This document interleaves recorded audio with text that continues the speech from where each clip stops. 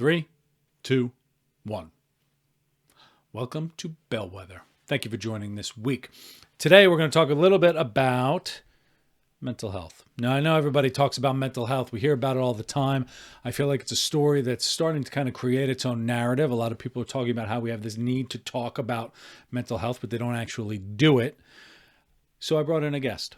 And this was a live interview that we did on LinkedIn, Facebook, everything else, with David Jaques. David is an executive. He's got an amazing history. He was at Barclays. He was at PayPal. Right now he's at WeDo, which is a very exciting company that's up and coming. So David, in his free time, which, none of us really have free time, but David does a lot of talking about mental health. He's dealt with mental health issues on his own. And he has discovered that the more you talk about it, the better off you're going to be. And so he was a guest on the podcast. He was very gracious to be on here. And we're very grateful to have him. So just a quick interview on why this, or a quick moment on why this interview was so important and why I wanted it to stand alone as a podcast.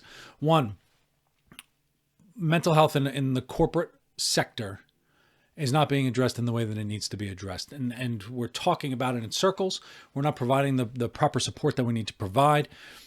We talk about in the interview how men and women deal with mental health differently and what kind of support systems we have in place. David has great perspectives on how we're addressing mental health, especially from the male perspective, and how we don't like to talk about things and how uncomfortable it is, and how to get people to start thinking differently about mental health. It's very important. So that's the first thing to think of. Number two, I would encourage you to think about in your organization. Ideally, this would start from the top down. But in your organizations, how can you start that conversation, and what can you learn about having those types of conversations? Everybody that I know, and I would argue everybody on the planet, has dealt with something mental health related, either for themselves or someone very close to them. The world's too small for it not to be the case. Mental health is a huge topic, right? It's depression, it's anxiety, it's social anxiety, it's alcoholism, it's drug use. We've all been affected by it quite a bit, and it's extremely serious and something that the sooner you address, the better off you're going to be. So the nice thing about these interviews is you can listen to it. If it's helpful for you, fantastic. Nobody has to know you listen to it. But just know that the world is open, and there are plenty of people who want to listen and who want to help. So with that, I'll turn it back over to the interview.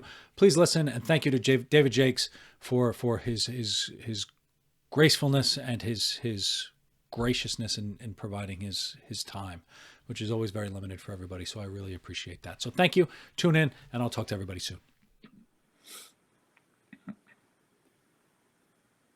All right.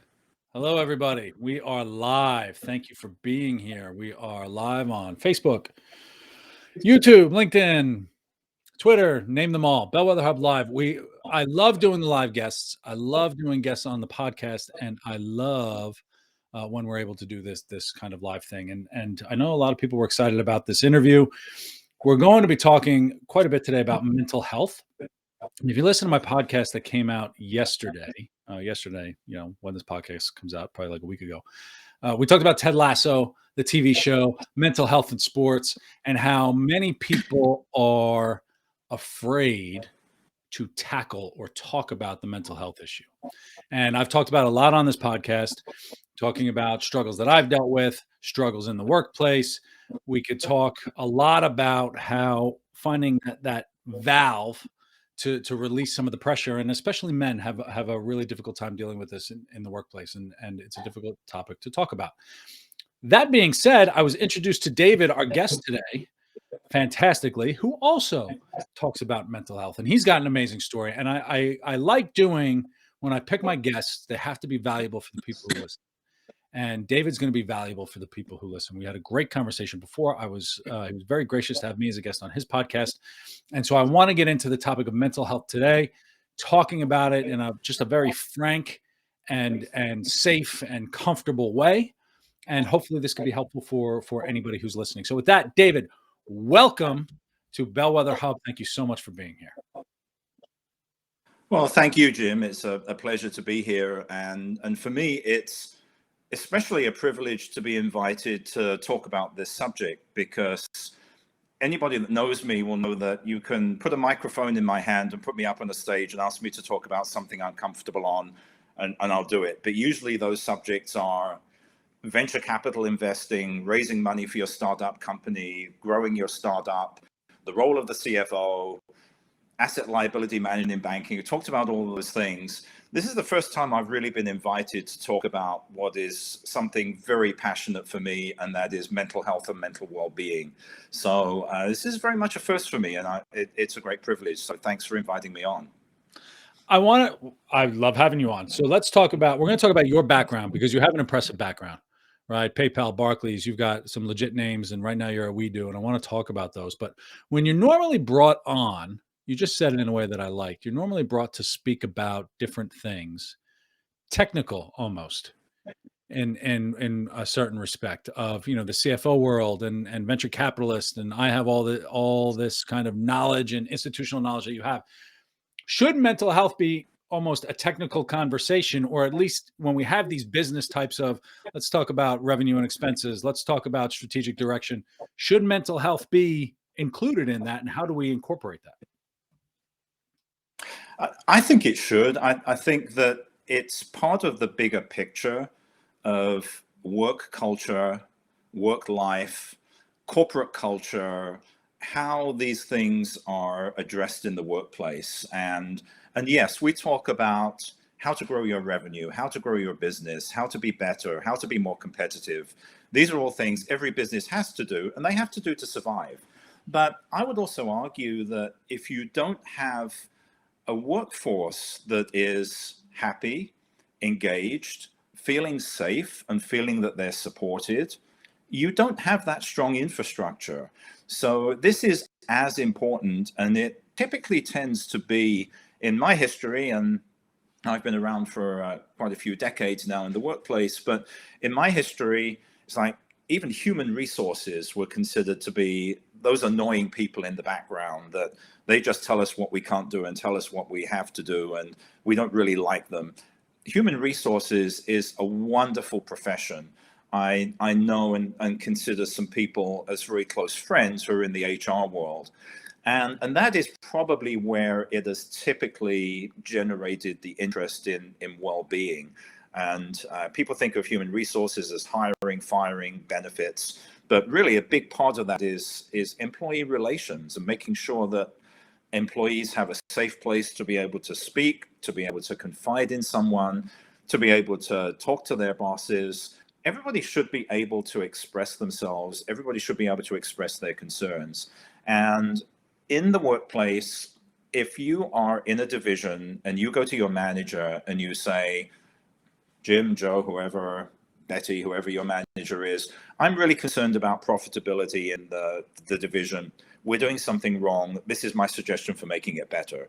You've immediately got a great ear from your boss. Somebody is going to be very receptive and say, thank you for your thoughts. Well, unless you're talking to somebody who's an egotistic narcissist, and those people do exist in the workplace, but generally speaking, a good manager will be very receptive.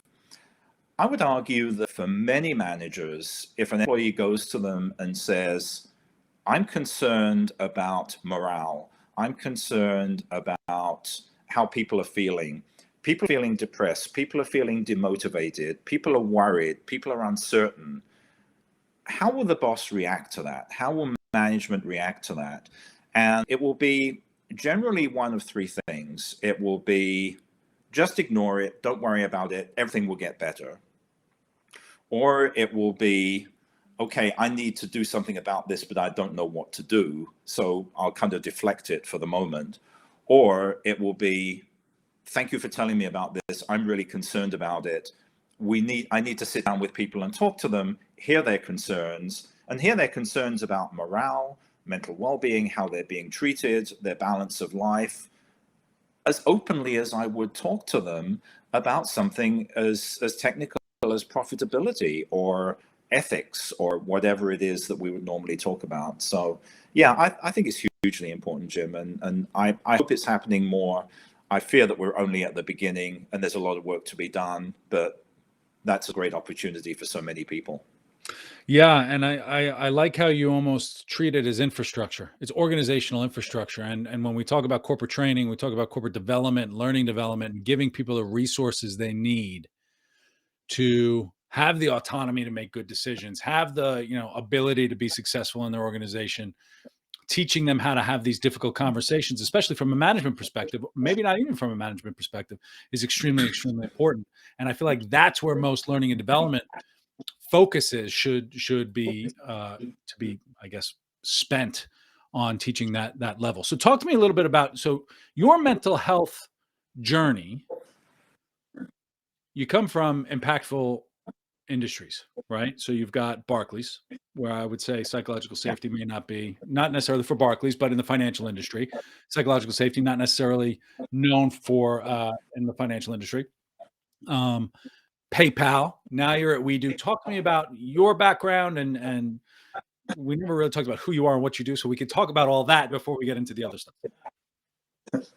Sure. So there's really, I look at it as there's two things I can talk about. I can talk about my mental health journey. I can talk about my professional career.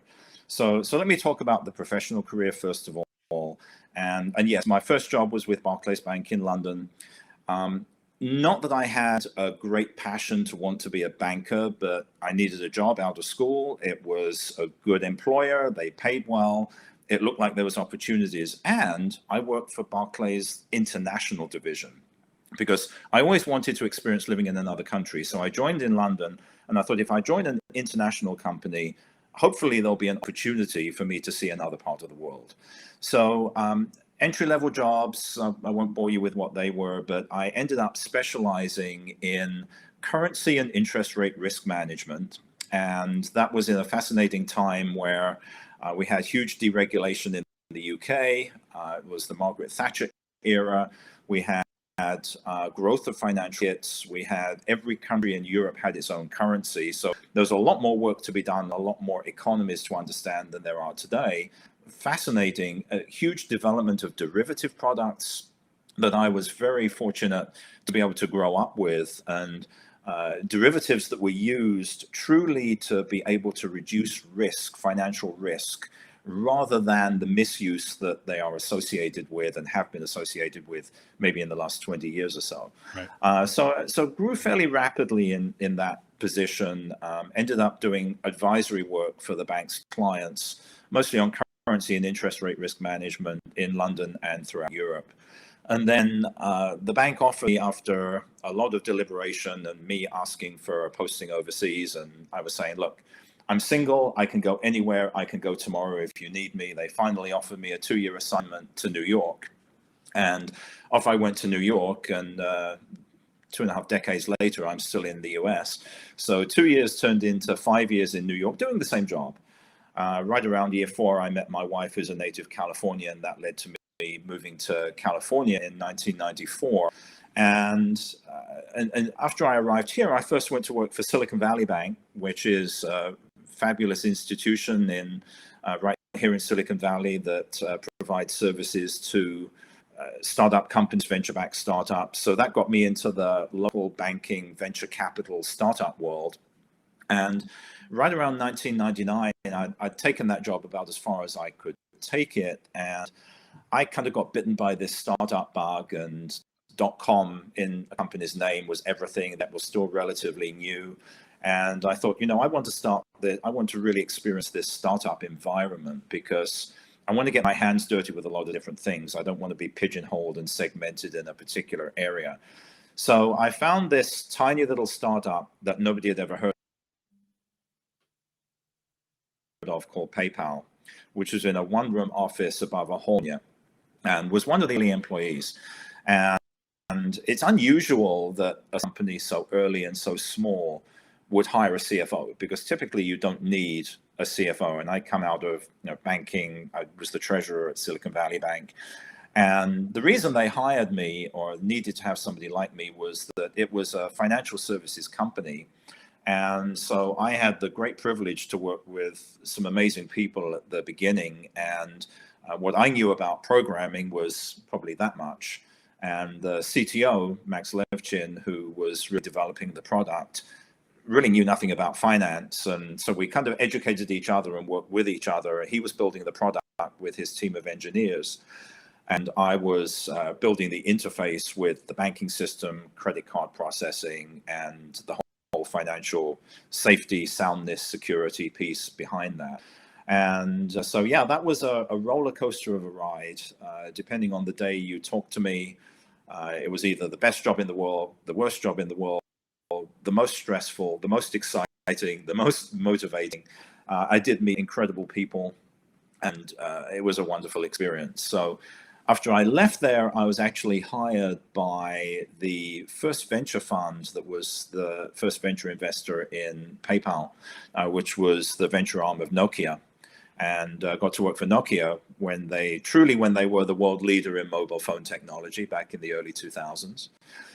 Was there for a few years as CFO of their venture fund. And then about the last decade or so, I've been doing very much my own thing, being the outsourced CFO to venture capital firms and startups.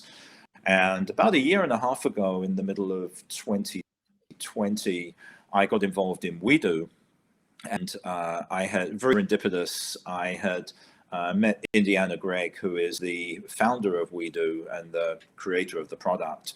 And her and I were actually working as consultants on another company. That's how we met.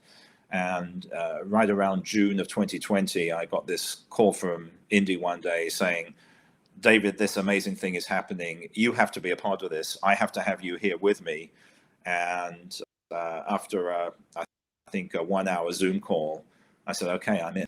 Nice. And to chat to you about WeDo if you'd like to know the details there. But this is something which I think is a really exciting thing that's going to happen. Well, I do. So I do know about WeDo, and it is going to be cool, right? Just in talking about all that stuff. And so we'll get into WeDo in a minute, because this, I feel like it's going to fundamentally change the service model for independent workers, I guess you could say, freelancers and coaches and everything. So the opportunity is really big. Yeah. Talk to me a little bit. We're going back to mental health now. So you've jumped around. Barclays, Nokia, PayPal, now WeDo. Talk to me about your mental health. Was this a work-life balance thing? What were your biggest challenges? What brought you through? Talk to me a little bit about the struggles you had, because then I want to talk about tactically, the challenges individuals are facing today in terms of how to talk about it and kind of breaking down that fourth wall almost. I'd be happy to. And I like telling my story. It's a painful story for me in many ways, but it's good that I tell it. And for most of my lifetime, I have struggled with mental health in some way. And for many, many years, I hid that side of me. I kind of shoved it aside. I didn't talk about it. I avoided it. My first battle with mental illness actually goes back as early as the age 11. And I dealt with what I can now identify as depression, anxiety, withdrawal. Long story, but I basically ended up missing a whole year of school. I got sick, like a flu sickness, took me down for a little while. I was afraid to go back to school. I was going deeper and deeper into this downward spiral of depression and anxiety. The longer I was away from school, the more the fear got stronger of going back, the more I'd missed on school. And in the UK, you start high school at age 11, which is a very young age. So I was in my first year of high school. I had the beginning of the year, I got into a good school in the UK in the public system.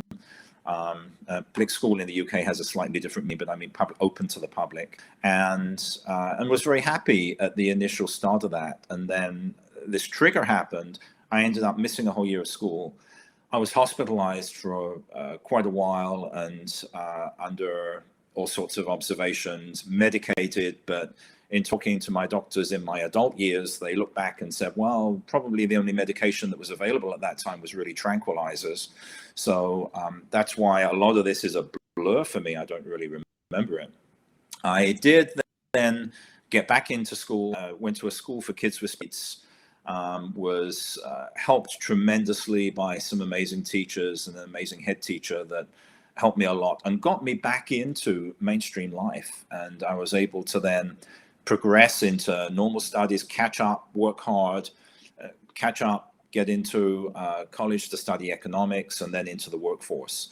And for most of my early adulthood, everything actually was looking pretty good. And I was able to kind of leave that piece of me behind. And sadly to say, I was ashamed of it. There's a stigma, and even a stigma to the special education school that I went to. As much as it was a wonderful institution and gave me that ability to rebuild my confidence and to get back into mainstream life, I was ashamed of it. And in fact, one of the things which I only realized relatively recently was that the move to New York was one of the best things for me, because whenever I met people and they knew what part of London I came from, occasionally the question would come up, oh, I used to live in that neighborhood. Which school did you go to? Which high school did you go to? Big problem for me. I wanted to deflect it, change the subject, got very skilled at just not talking about it and being able to just avoid it. Then I arrived in New York and nobody cared which high school I went to. It didn't matter. I've been able to escape. I'd be able to start my life afresh and re-trigger and rebalance and be able to acknowledge that part of me to myself while still not being open about it to anybody else, to my friends and even to my family. And then I managed to stay stable. The thing which I feel very strongly has kept me stable throughout my adult life is something which, Jim, is very important to you, and that is distance running. I became a marathon runner in my early 20s, early days of the London Marathon. And I remember one year looking at it on TV, and I said, I'm going to be there on the start line the next year. And I was. And that was my first marathon. I've now run 26 marathons in my adult life. And that has really helped keep me stable. It's that natural endorphin, dopamine, and all of the natural balance that you get. You sleep better, you tend to eat better, you have a balanced life, which is just a lot healthier. And the one thing I remember about the early days working in the Barclays trading room was that one of the expectations that people tended to have was going out drinking with the boys, because it was very much a very macho, male-dominated environment. Trading room in the early days was probably 40 people. I think there was 3 women. So it was very much a male-dominated environment, and you were considered to have to conform. I'm not very good at conforming, because people tell me I have to conform. I really like to be in my own skin and do my own thing. And I was passionate about my marathon running, but the one thing that did for me was that people actually accepted, because I was the only person that was doing something crazy. Why would anybody want to go out and spend all their time running? But it was an acceptable thing of, oh, David doesn't drink with the boys because he needs to go out and train because he's got a marathon coming up. Right. It did in some ways become an excuse. So that was those years. I then had a major relapse into a pretty dark space in 2003. While living here in California, I can say many triggers that were possible for that. Having a young family, responsibilities, financial responsibilities, buying a house, job responsibilities, whatever. And I remember going into this spiral, everything felt wrong. Everything felt worrisome. Everything felt a great pressure on me. And I just couldn't function. I knew I wasn't functioning. And one of the telltale signs, I went out one day to buy light bulbs, and I came home with light bulbs, and my wife said to me, "Why did you buy light bulbs?" I said, "Because we need light bulbs." And she took me to the cupboard and showed me 4 bags of light bulbs that I'd previously bought. I was in that kind of state of mind where I was just going through the motions of day-to-day life, but nothing really was connected. And on one particular afternoon, I remember I was at that's when I was working for the Nokia Fund, which had rebranded a little at that point, and I left the office and I went to a local park and basically had an emotional breakdown in the park, and went back to the office, kind of tried to pick up the day again, and that's when I said help. I just need to get some help. Had actually started seeing a therapist, got referred to a psychiatrist, and in actual fact, my psychiatrist just retired a few months ago after working with him for 18 years. So it's a little bit of a feeling of loss, because it's nice to have that person that you trust. Mm-hmm. And I got myself onto a course of medication, talk therapy, medication, back into exercise and running, and was able to get my life back on track again. But the skill that I learned from it was what my psychiatrist taught me is self-monitoring. Sometimes you're having a bad day. We all have bad days. You feel bad. You feel that things are not going well because there's a reason for it. Somebody at work, something that upset you. Your kid is sick and you're worried about them. Something like that. Very rational, very logical. And when something is wrong and you feel sad and you feel depressed, there's a reason for it. You can understand it. But what I learned was that true depression and mental illness is feeling sad when everything is right.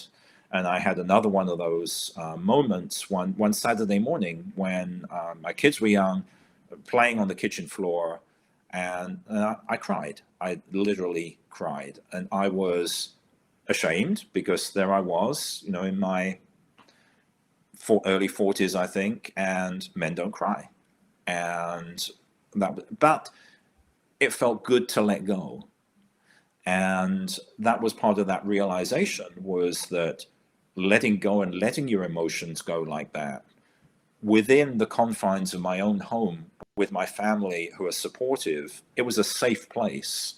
That was a very low point. That was a very dark point for me, but I learned how to be able to navigate myself out of it and learn some skills.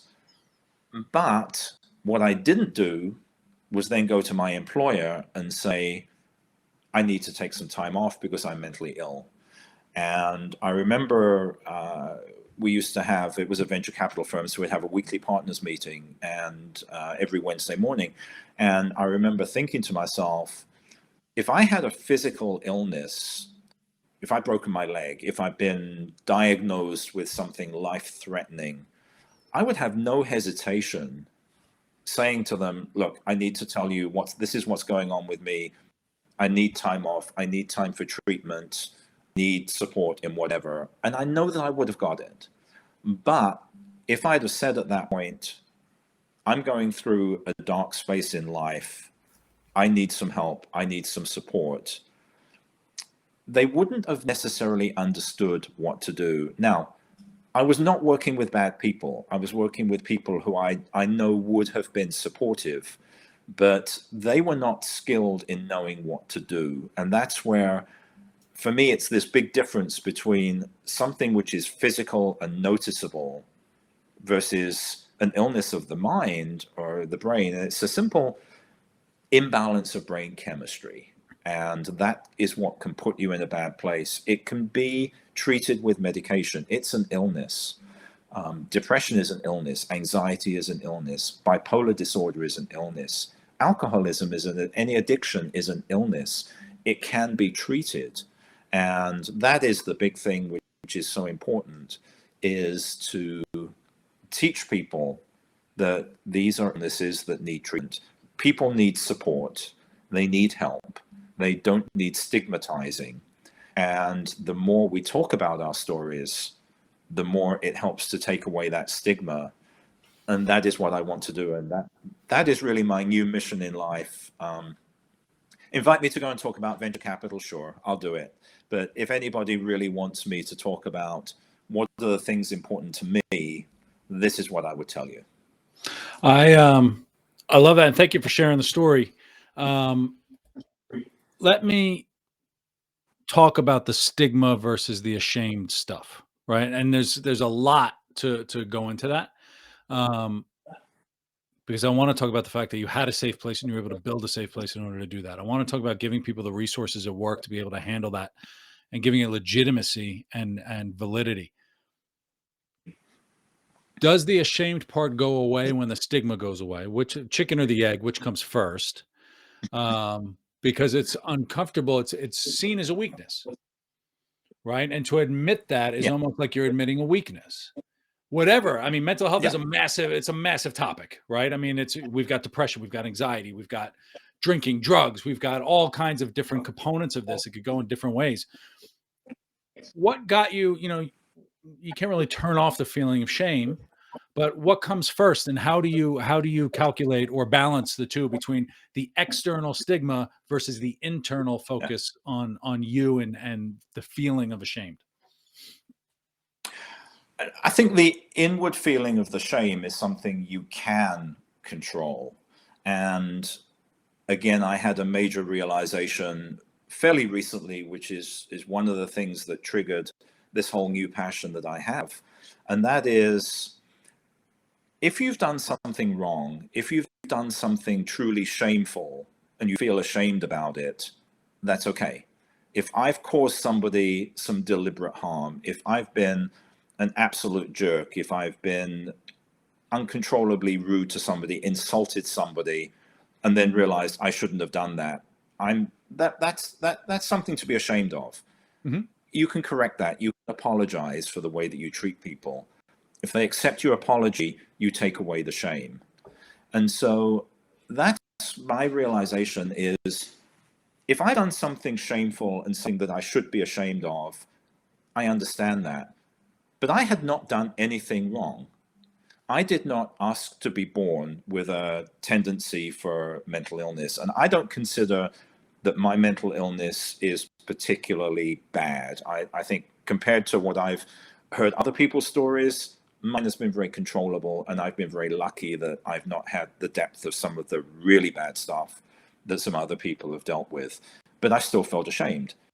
But I had done nothing wrong. I'd done nothing deliberately wrong. So if you tell yourself, I have done nothing to be ashamed of, this is something I didn't ask for.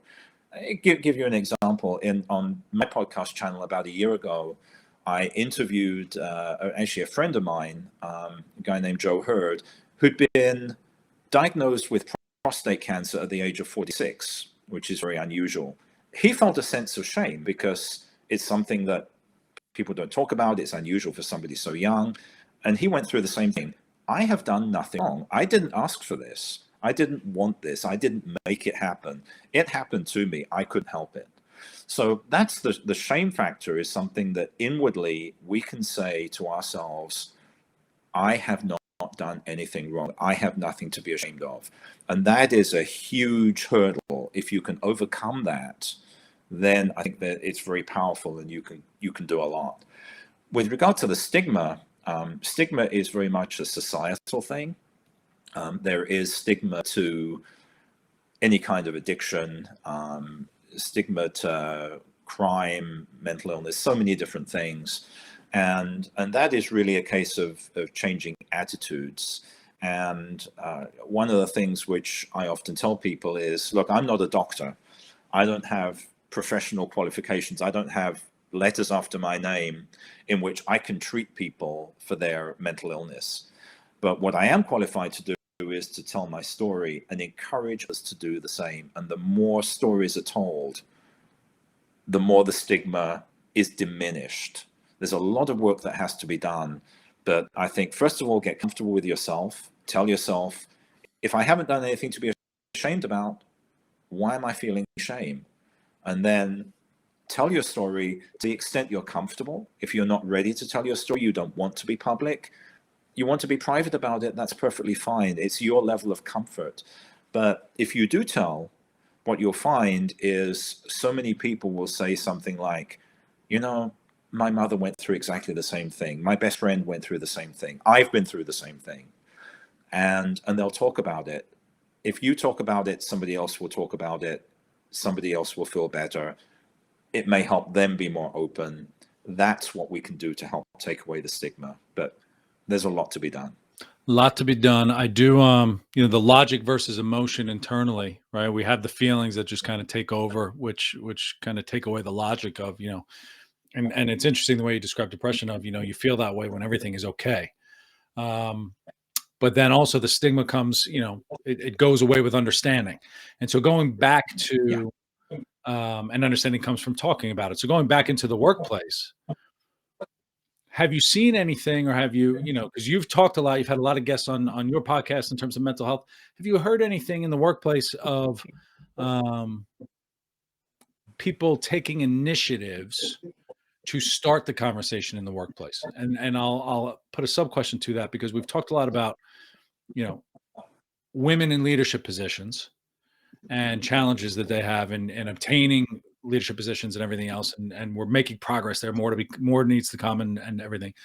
But the other thing that the discussion that hasn't really gotten into, we're just starting to scratch that surface, is men in the workplace not necessarily addressing their particular mental health challenges. And as the dynamics are shifting in the workplace, the stress comes in, mental health challenges get enhanced. Have you heard anything specific about men in the workplace? But then also, have you heard, just as a general kind of commentary? I can't really draw on particular examples, but it is a gender thing, and it shouldn't be a gender thing, but it is relatively prevalent. I can't recite the statistics, but I think something like 75% of the people that seek help for mental illness are women. So men are not even, it should be 50-50, right? So Mhm. it's not the fact that more women have a tendency to be mentally ill than men. It's the fact that more women are likely to seek help when they need it. And, coming back to the prostate cancer discussion, one of the things which I said was women have done a very good job in spreading the awareness of a disease like breast cancer. They talk about it openly. They've been very good at spreading the word, telling people the risks, telling people to go and get tested. Men have not done as good a job about some of the male physical risks and things that you need to get tested for. We don't talk about it. Why don't we talk about it? It's a little embarrassing, and we wonder if people are going to judge us. It's the same thing, and I think that there's a lot of improvement. There's a lot of development in this way, and I think men are more likely to open up and ask for help and identify problems today than they did in prior years. And I think that I do think that there are two things going on with men in the workplace that should be changed and should change over time. One is to be more in touch with our feelings and to be able to be more empathetic with people. And the other is to have less identity with our job, because not only do men generally tend to not speak up in this way, there's also a lot of identity with who you are based on your job. I think that goes for anyone. And your job does not tell people who you are. That's just a part of you. It's all about the person. And the elementary school that my kids went to, which was a charter school, and one of their philosophies, which I loved, was educating the whole child. It's not about teaching subject matter from a textbook. It's about teaching them how to be a better person, how to be a better citizen. That's really what it should be about. It should be about being a whole person, not just what I can do for my company, how I can get the next bonus, how I can get the promotion, how I can get the next job. 100% of my identity is based on what I've done in the past, what I can deliver to my next company and be successful. But a big part of being successful is about being balanced and about being happy. And I would ask many people who have positions of authority, power, seniority in their company, are you really happy? Is this what makes you happy? And I think it is a necessary piece to look at all aspects of your life. My work life, my family, my friends, my social life, my exercise, what I eat, what I do, how I spend my time, the books I like to read, how I like to entertain myself. These are all parts of you, and they're all varying degrees of importance based on what's going on. It should not be 90% of me is my job, 10% of me is all that other stuff. It should be a balance. And that's hard to do. It's not an easy thing. And fortunately, I can't give anybody a recipe for say, do this, do this, do this, and you'll be in perfect balance. You have to decide that for yourself. Right. It's purely up to the individual. And it is interesting about the work identity thing. You can ask someone who's 90 years old to describe themselves and they say, I'm an engineer, but they've been retired for 30 years. And we just carry that. You know, you're no longer, I mean, I guess you're always an engineer by trade, but it's amazing how we use that for part of our identity. Going back to your space, right? When I was dealing with my things and my family, it's a phenomenal space at home and everything else. Do men need to be better friends? And, you know, I don't know what I'm really asking right now, but I feel like in terms of spreading awareness, having conversations, women talk about everything with their friends. Um, and I'm just going off my own experience. I don't talk about this stuff with any of my friends, right? And yet I'm in the position that I am, and I talk about it all the time on shows like this, but I don't talk about it with my friends. Do we need better friends as men? Or at least create more or take more of an opportunity to create spaces, whether it's at home or not, to allow for that conversation. Do you have any input on that? I think it's yes. I think the answer is yes. Men need to be better friends to each other, and it's a two-way street. It's being there to support your friends and using your friends to support you when you need it. And once again, it is a little bit of a gender thing that women do a good job in supporting each other. If a guy's having a bad or is seen to be having a bad day or going through a tough time in life, what is a friend likely to do? Oh, let's go out for a beer. Let's go to a baseball game. Let's go to a cricket game, depending upon where it is in the world that you live, and go and do that kind of surface stuff. But what they don't necessarily do is to say, how are you really? And again, this is not my thought, so I won't take credit for it. But on my podcast channel, I interviewed a guy from the UK. His name is David Burgess. And his philosophy is, he will say to a friend, or he will go to you and he would say to you, Jim, how are you? And you would probably say, I'm okay. And then he would say, no, how are you really? What is going on with you? And give you that opening to say, well, actually, this is going on, this is going on. And then the response to that is, how can we get through this together? Once you've made that connection and you've opened that door and you say to someone, I care about you, I believe in you, and I want to help you. And it could be something as simple as just being a good listener. Mm-hmm.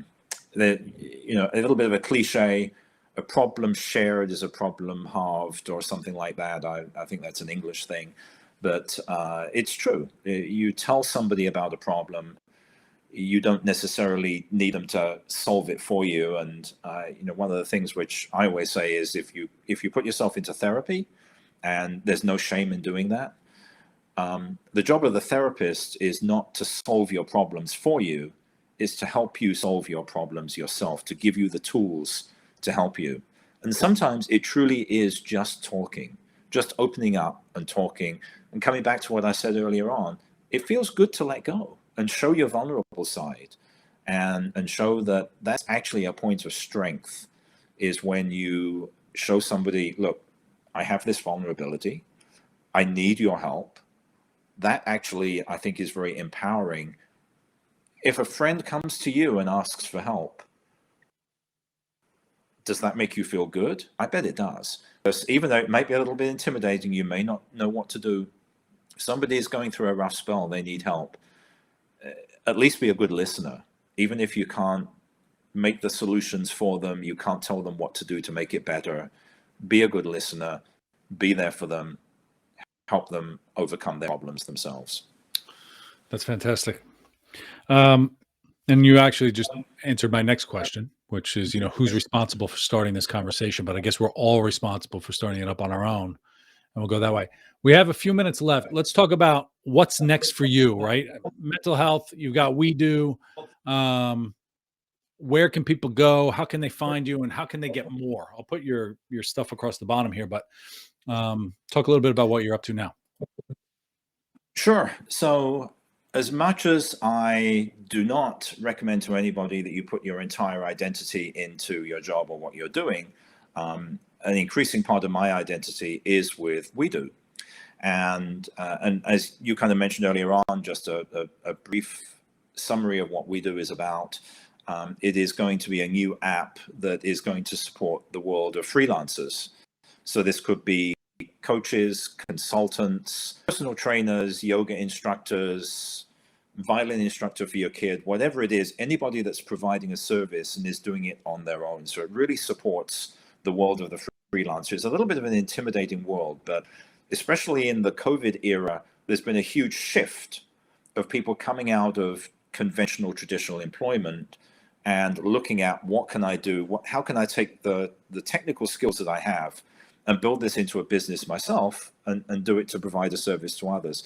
So We Do is going to be an app that will allow any freelancer to communicate with clients, make an appointment for a session, do a video session, record it, and get paid all in the one place. So instead of doing text, WhatsApp, email to make an appointment and keeping a scattered calendar, and then sending somebody to Zoom or to some other platform to do a chat, and then sending them to PayPal or Venmo to get paid, you can do it all in place. So it's a great concept. It's an exciting thing. I think it's appealing to me because not only is it a great technology, it's something new, it's something that's exciting, but it also provides a service for people that need it. And particularly the getting paid piece, which is a lot of my professional background, is about moving money around. And there are so many of these services. It's the most important part of being a freelancer, for sure, is the getting paid piece. You got to get paid. You get paid. This will help people get paid instantly, quickly, efficiently, and so that's why I believe in it. And it really does support people being the best version of themselves and their well-being. And so almost by coincidence, I decided a couple of years ago that I wanted to be an advocate for mental health, and wasn't really quite sure how to do it, and had done a few things, dabbled in a few things. And then when I connected with We Do and became part of the founding team, one of the things which we were starting to do was to build a library of blogs and podcasts. And I was actually one of the very first interviewees to be interviewed on the podcast channel. And it was about my life at PayPal, why I left when I did. And I left because it was right for me to leave at the time I did. And I told that whole story. And then the person that interviewed me left the company, and I became the host of one of the hosts of the podcast channel. And one of the things which I wanted to do was not only support the potential clients for We Do, but also use it as a platform to be able to get these messages out there. And so it's just been a great space for me. I'm spending more and more time doing it. For the podcasts that I do, I choose not to get paid. I'm not in it for the money. I don't get paid per number of clicks on the YouTube channel or anything like that. I'm not in it for that.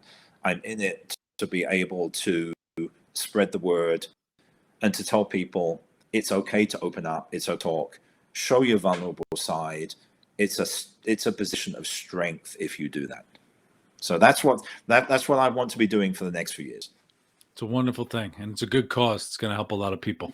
David, thank you so much for joining. This is it takes a lot to share a good story, and it's and especially your story, right? It's emotional, it's big, and but when you do it, like you said, when you share it, it's going to be helpful for somebody else. So we really appreciate you sharing that with us today. So thank you. My pleasure. Everyone, bellwetherhub.com, come by. I've got a nice little write-up on David. All his contact info, learn more about We Do, learn more about his YouTube channel, his Spotify, all that good stuff is going to be on bellwetherhub.com. Thank you as always for joining, and I look forward to seeing everyone out there soon. Thanks.